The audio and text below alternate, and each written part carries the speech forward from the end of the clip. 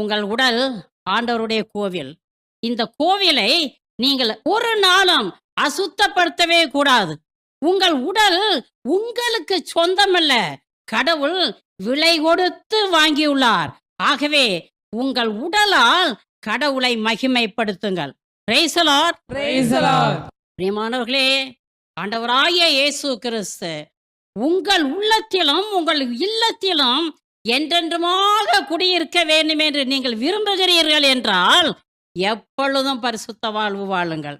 ஒவ்வொரு நொடி பொழுதும், ஏசப்பா, என் உடல் உமக்கு சொந்தம் ஆண்டவரே, இந்த உடம்புல நீ தங்கி இருக்கணும் ஆண்டவரே, எப்பொழுதும் நான் நடக்கும் பொழுதும் இருக்கும் பொழுதும் படுக்கும் பொழுதும் நீ மாத்திரம் என் கூடவே இருக்க வேண்டும் ஆண்டவரே என்று ஒவ்வொரு நொடி பொழுதும் ஜெபம் செய்து கொண்டே இருங்கள்.